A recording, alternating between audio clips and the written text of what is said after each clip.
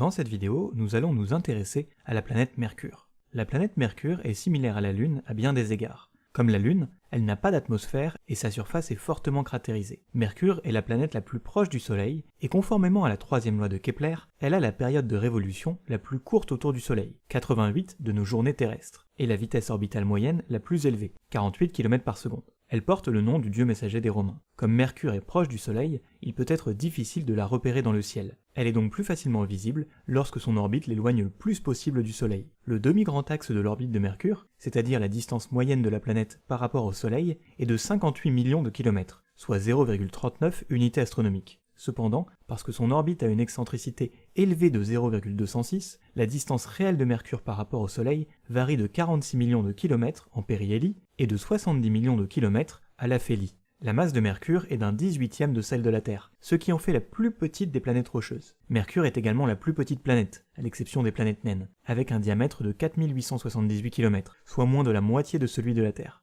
La densité de Mercure est de 5,4 g par cm3, bien supérieure à la densité de la Lune, ce qui indique qu'en dépit de leur similitude, que la composition de ces deux objets diffère considérablement. En effet, la composition de Mercure est l'une des choses les plus intéressantes à son sujet et ce qui la rend unique parmi les planètes. La grande densité de Mercure nous indique qu'elle doit être composée en grande partie de matériaux plus lourds, comme les métaux.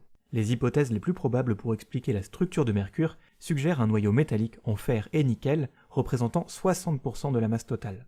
Le reste de la planète serait principalement composé de silicates. Son noyau a un diamètre de 3500 km et s'étend jusqu'à 700 km de la surface. On peut penser à Mercure comme à une boule de métal de la taille de la Lune entourée d'une croûte rocheuse de 700 km d'épaisseur. Mais contrairement à la Lune, Mercure a un champ magnétique. L'existence de ce faible champ magnétique est cohérent avec la présence d'un gros noyau métallique et suggère qu'au moins une partie du noyau doit être liquide afin de générer le champ magnétique observé. On pensait autrefois que les marques à la surface de Mercure indiquaient que la planète avait une face fixée au Soleil, comme la Lune avec la Terre. Ainsi, pendant de nombreuses années, il fut largement admis que la période de rotation de Mercure était égale à sa période de révolution de 88 jours, rendant l'un des côtés perpétuellement chaud tandis que l'autre était perpétuellement froid. Les observations radar de Mercure du milieu des années 1960 cependant ont montré de manière concluante que Mercure ne garde pas un côté fixe vers le Soleil. En effet, si une planète tourne, un côté semble se rapprocher de la Terre, tandis que l'autre semble s'en éloigner. L'effet Doppler qui en résulte agrandit ou diminue la fréquence des ondes radar transmises, et ce degré d'élargissement fournit une mesure exacte de la vitesse de rotation de la planète.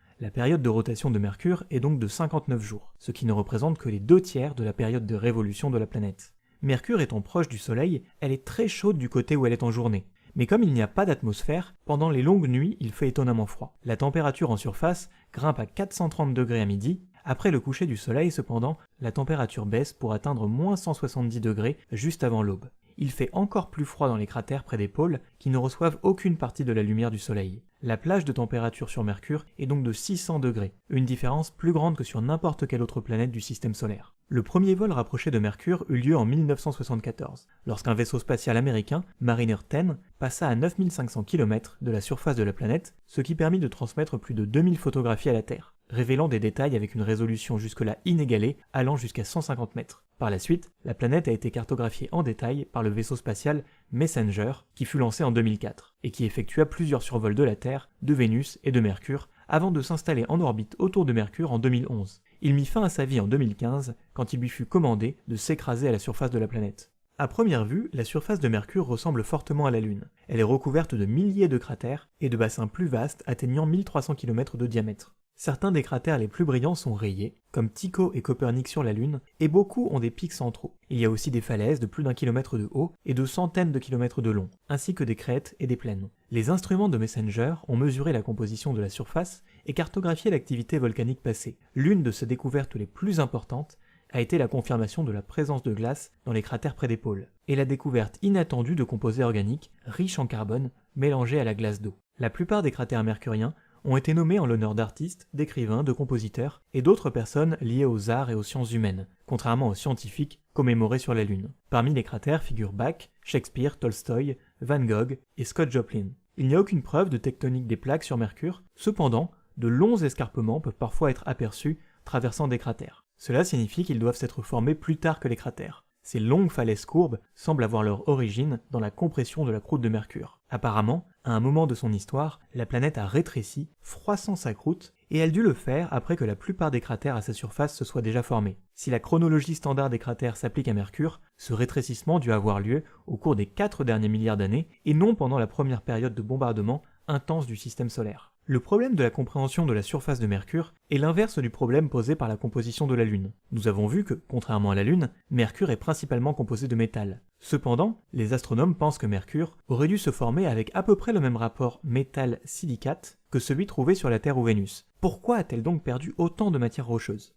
L'explication la plus probable de la perte de silicate sur Mercure peut être similaire à l'explication de l'absence de noyau métallique sur la Lune. Mercure est susceptible d'avoir subi plusieurs impacts géants très tôt dans sa jeunesse, et un ou plusieurs d'entre eux peuvent avoir arraché une fraction de son manteau et de sa croûte, laissant alors un corps dominé par son noyau de fer. Aujourd'hui, les astronomes reconnaissent que le système solaire primitif était un endroit chaotique, les étapes finales de la formation de la planète étant caractérisées par des impacts d'une grande violence. Certains objets de masse planétaire ont été détruits, tandis que d'autres ont pu se fragmenter puis se reformer, peut-être plus d'une fois. La Lune et Mercure, avec leurs étranges compositions, témoignent des catastrophes qui ont dû caractériser le système solaire pendant sa jeunesse. Et sur ce, nous en avons donc terminé avec cette petite présentation de la planète Mercure. J'espère que ça aura pu vous intéresser et que ça vous donnera envie d'en apprendre davantage. Si c'est le cas, n'hésitez pas à laisser un like et à vous abonner, et on se voit dans une prochaine vidéo.